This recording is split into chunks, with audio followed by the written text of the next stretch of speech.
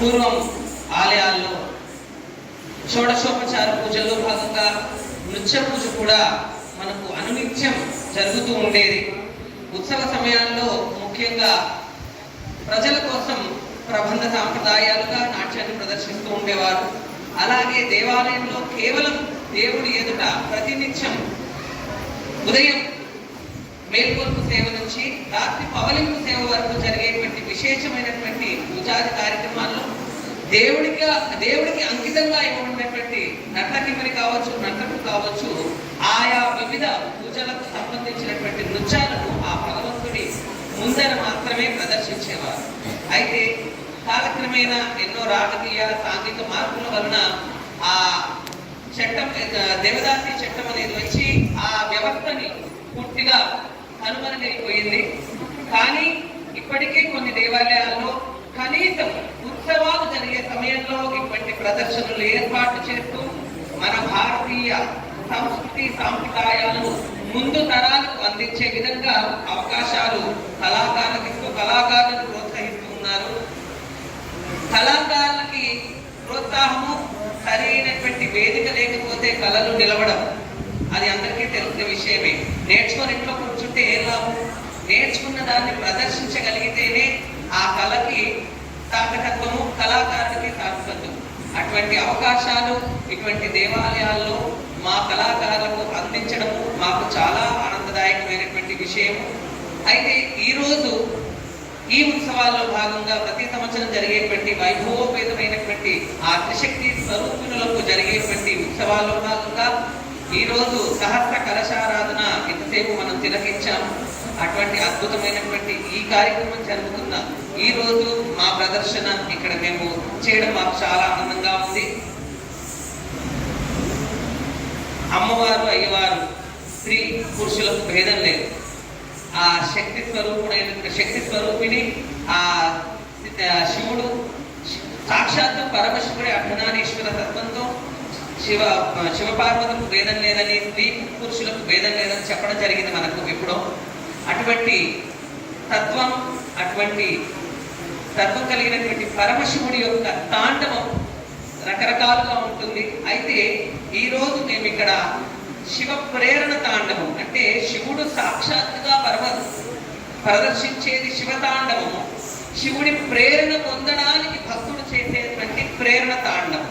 అంటే తాండవ లక్షణం ఉంటుంది. పురుషుడు తాండవం చేస్తాడు, స్త్రీ లాస్యం చేస్తుంది. ఇక్కడ పురుషులను చేస్తున్నాం కాబట్టి ఇది తాండవమే. కానీ శివుడు సాక్షాత్తుగా చేసేటువంటి శివతాండవం కాదు. శివతత్వంతో, శివుడి ప్రేరణతో తాండవం చేసేటువంటిది ప్రేరణ తాండవం. అందుకే దీనికి పేరుని శివతాండవంగా మనకు పేరు వచ్చింది. నటరాజ రామకృష్ణ గారు, భరతకళా ప్రపంచ పద్మశ్రీ డాక్టర్ నటరాజ రామకృష్ణ గారు ఈ పేరుని నాట్యాన్ని, మరుగున పడిపోయినటువంటి పేరుని నాట్యాన్ని రూపకల్పన చేసి మరలా మన నాట్య జగతికి అందించడం జరిగింది. అటువంటి అద్భుతమైనటువంటి పేరుని నృత్యంలో అనేక కొత్త మార్పులు, కొత్త అంశాలను జోడిస్తూ మేము ముందుకు వెళ్ళడం జరుగుతోంది. ఈ రోజు ప్రదర్శనలో నటరాజ రామకృష్ణ గారు కంపోజ్ చేసినటువంటి నృత్య రూపకల్పన చేసినటువంటి అంశాలతో పాటుగా మేము కూడా కల్పన చేసినటువంటి అంశాలను కూడా ఈరోజు మేము ముందు ప్రదర్శించబోతున్నాము. అయితే ముందుగా మనం ఏ విధంగానైతే ప్రతి పూజకి గణపతి ఆరాధన చేసుకొని అన్ని సమకూర్చుకుంటామో, అదేవిధంగా నాట్య సాంప్రదాయంలో కూడా ముందుగా మేళ ప్రాప్తి అనేటువంటి అంశాన్ని ప్రదర్శిస్తాము. అంటే ఇప్పుడంటే క్యాసెట్లు వచ్చాయి, రికార్డింగ్స్ వచ్చాయి. పూర్వం ఆర్కెస్ట్రా వాళ్ళు ఉండేవాళ్ళు, వాద్య బృందము, గాయక బృందం అంతా ఉండేది.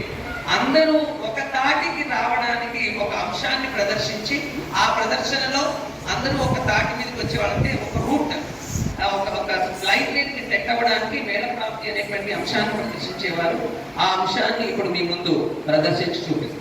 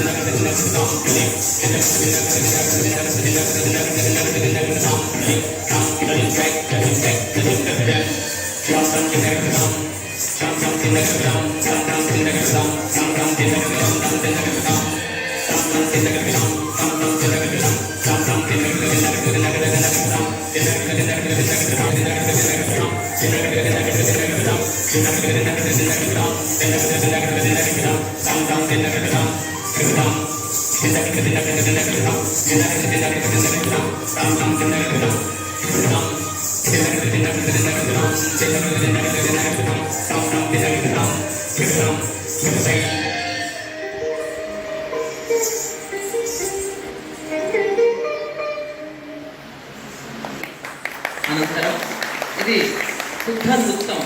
అంటే మనము చాలా మందికి నాట్యం అంటే నాట్యము 3 రకాలుగా ఉంటుంది: నృత్యం, నృత్యం, నాట్యం. నృత్యం అంటే కేవలం మృదంగ శబ్దాలు, సప్త స్వరాలతో కూడినటువంటి స్వరాలకి అభినయించేదాన్ని, నాట్యం చేసేదాన్ని. ఎక్కువగా అందులో ఫుట్ వర్క్ ఉంటుంది, కాళ్ళతో పలికించేటువంటి ధ్వనులు ఉంటాయి. దానికి నృత్యం అంటారు. నృత్యం అంటే నృత్యంతో పాటుగా సాహిత్యానికి అభినయం ఉంటుంది, కానీ కేవలం ఏకపాత్ర కేళికగా, అంటే స్తోత్రం చేయడాలు, దేవతలను కానీ దేవి దేవతలను కానీ రాజులను కానీ కీర్తిస్తూ స్తోత్రం చేస్తూ ప్రదర్శించేది నృత్యం. ఇక నాట్యం అంటే ఏంటంటే వేషధారణలు వేసుకొని ఒక భాగవత రామాయణ భాగవతాలలో ఒక ఘట్టాన్ని తీసుకొని అందులో ఉన్నటువంటి అన్ని రకాల పాత్రలని, అంటే కృష్ణుడి ఒక పారిజాతాపహరణం తీసుకుంటే అందులో ఉన్నటువంటి పాత్రలు సత్యభామ, రుక్మిణి, కృష్ణుడు, నారదుడు, ఇంద్రుడు, ఇలా ఎవరికి వారుగా ఒక్కొక్క కళాకారుడు ఒక్కొక్క పాత్రను ధరించి వారి వారి పాత్రానుచితంగా నాట్యం చేయడాన్ని అది నాట్యం అంటారు. నృత్యం, నృత్యం, నాట్యం. అయితే పేరుని ముఖ్యంగా నృత్యం ప్రధానమైనటువంటి ప్రదర్శన, అలాగే నాట్యం కూడా చాలా తక్కువ. నృత్యం ఉంటుంది, నాట్యం చాలా తక్కువగా ఉంటుంది ఇందులో. కానీ అలానే అభినయానికి ఎటువంటి కొరవ లేదు, అభినయం కూడా ఉంటుంది. ఇక రెండవ అంశంగా గంగాధరవర తుంగ వృషభతురంగ మదన విభంగ నటన భుజంగ ఏకాంబరలింగ పరాక్ అంటూ ఆ పరమశివుని ప్రార్థిస్తూ కైవారాన్ని ఇప్పుడు మీ ముందు ప్రదర్శించడం జరుగుతుంది.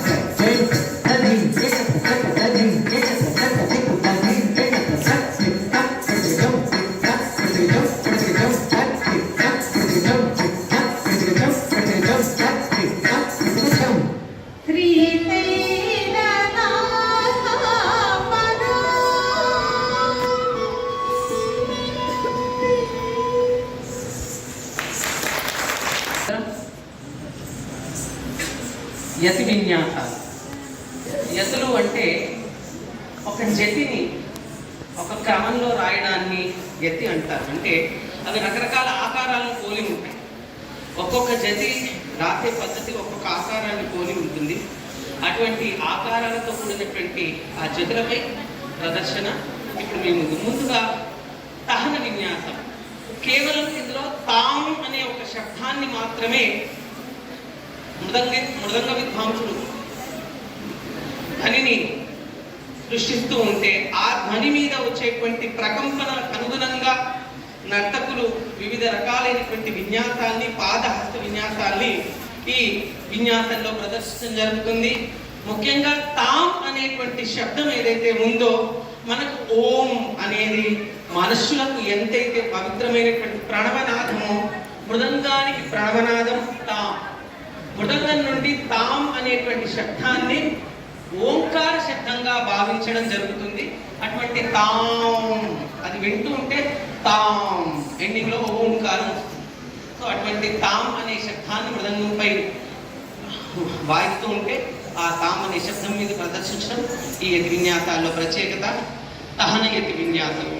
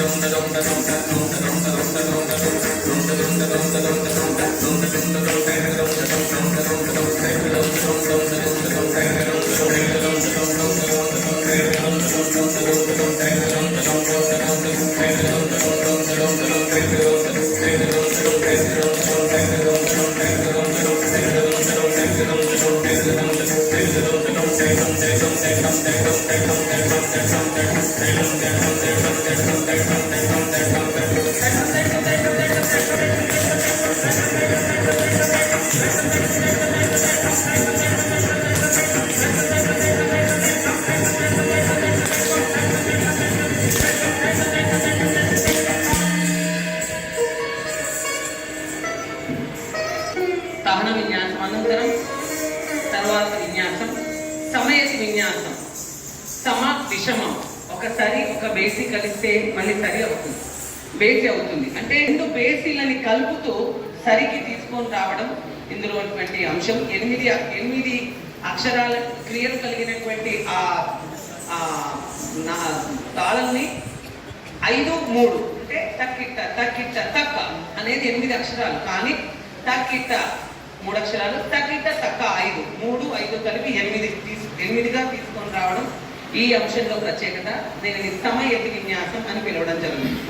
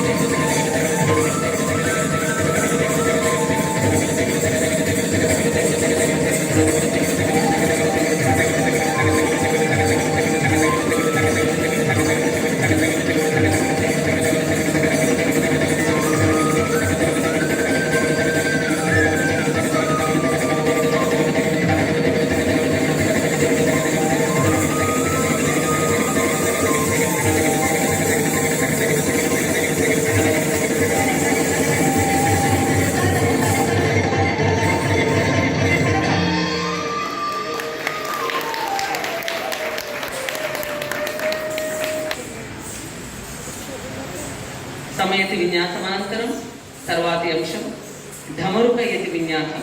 పరమశివుడు సాక్షాత్తు కైలాసంలో తన ఢమరుకు ఈ విన్యాసాన్ని ప్రదర్శించినట్టుగా మనకు చెప్పడం జరిగింది. తర్వాతి అంశం ఢమరుక యతి విన్యాసం. ఈ జతి రాత్రప్పుడు ఢమరుక ఆకారాన్ని పోలి ఉంటుంది. అంటే ముందు పెద్ద వరుస, అలా అవి చిన్నగా అవుతూ మళ్ళీ తర్వాత చిన్న నుంచి పెద్ద వరుసగా ఢమరుక ఆకారాన్ని పోలినటువంటి జతి కట్టుతో ఈ అంశం ఉంటుంది.